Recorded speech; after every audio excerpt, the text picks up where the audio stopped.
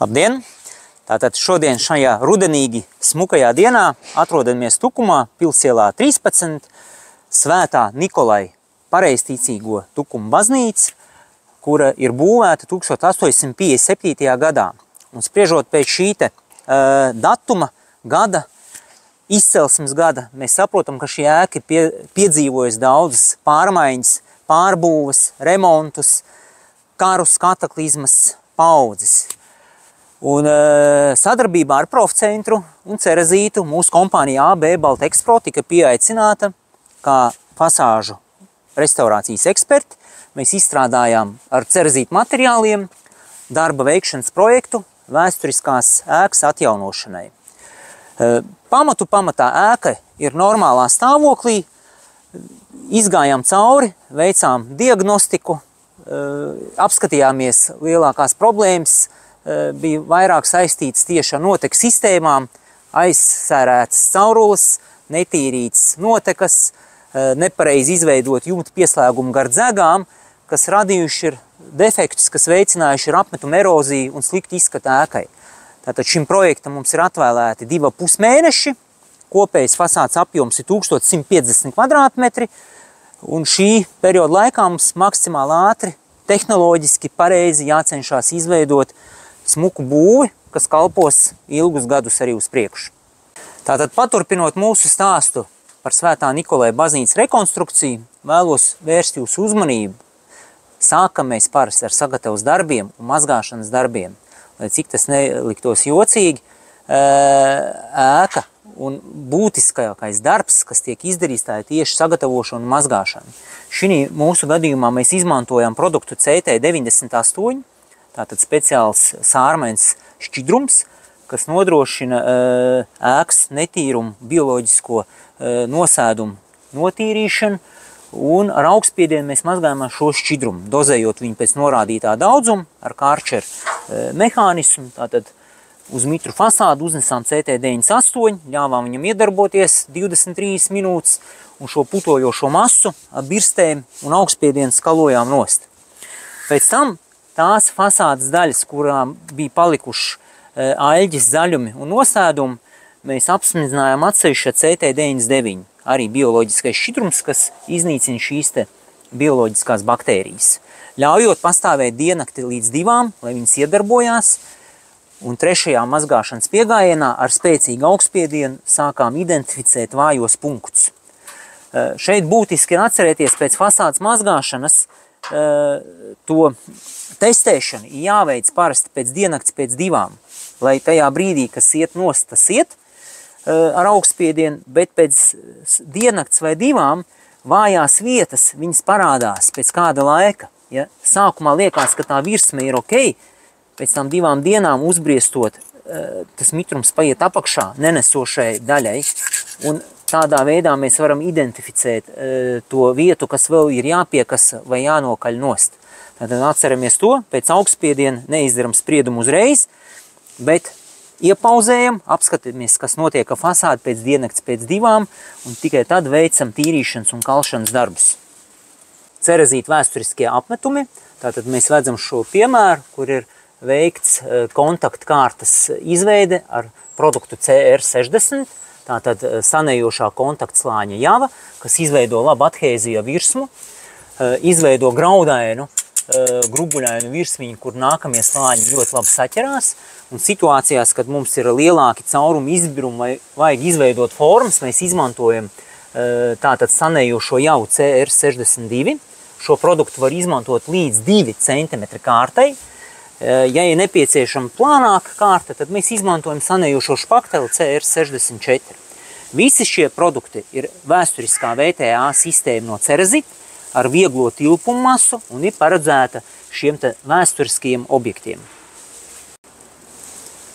Tātad šajā piemērā mēs redzam, kā tiek izveidots jau pamatkārtas kontaktslānis ar visiem elementiem.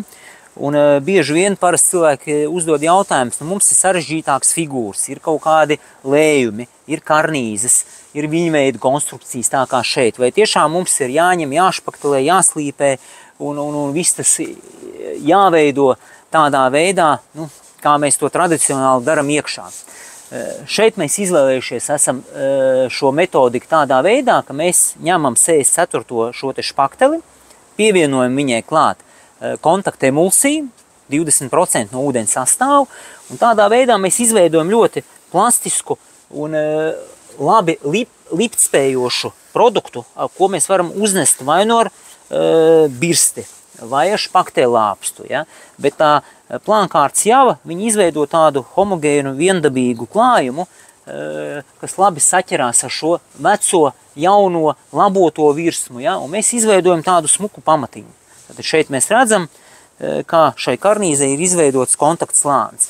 Un tas pats attiecās arī uz plaknēm. Ja mums ir dažādi struktūras materiāli ar labojumiem, rupjākiem, smalkākiem, tad to pamatkārtu citreiz pat ir ieteicams pielikt nedaudz tādu veidu plastifikātoru, lai viņš pirmajā kārtā labi saķerās. Tātad šitā ir pirmā praktiski tāda gruntējošā kārta, ar ko mēs izveidojam formu.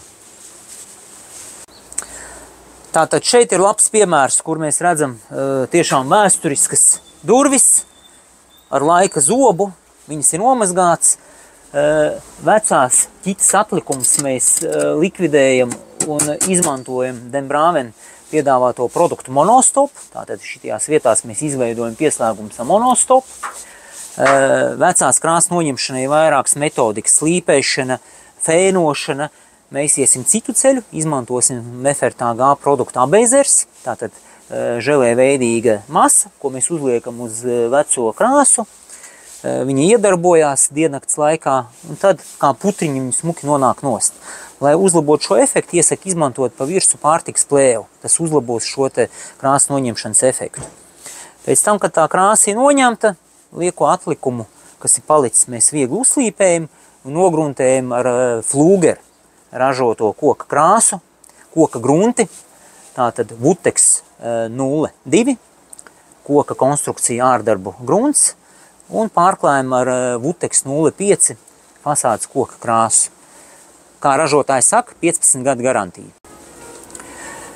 Būtiska lieta, lai visi šīs tehnoloģijas tiktu ieviestas dzīvē un raiti visi ietu sagatavot to darba vidi un visiem vērš uzmanību, izmantojot normāls certificētas kompānijas, kas liek stalažu. Šī gadījumā tas ir www.sastatnes.lv.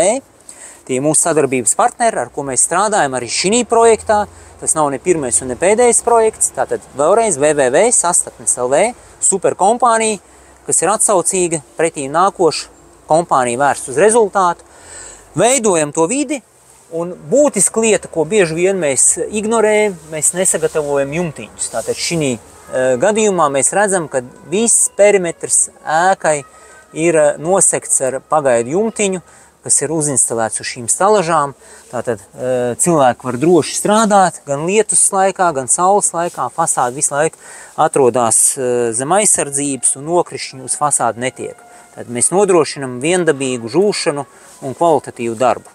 Nu, protams, būtu lieki teikt, kad viss šis foršais rezultāts būtu neiespējams bez normālas, stabilas kompānijas ar pieredzi, un viņu vēlos arī pieminēt. Tā ir kompānija AB Baltexpro, kurai būvniecības apdares nozarē ir pieredze vairāk kā 15 gadi Latvijas tirgū un arī Eiropas tirgū.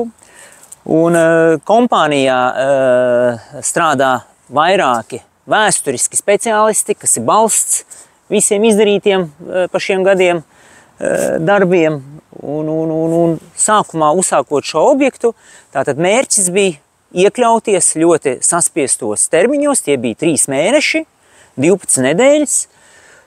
Faktiski var pateikt, ka šis objekts apjomā 1150 kvadrātmetri tika veikts pilnvērtīgi 10 nedēļās. Tas ir rekord labs termiņš, un iespējams tas bija tikai pateicoties komandas salāgotai darbībai, profesionālai darbībai, cilvēkiem, kas strādā šajā objektā ar pieredzi, un paldies viņiem par to, paldies par šo brīnišķīgo rezultātu, ko jūs varat arī redzēt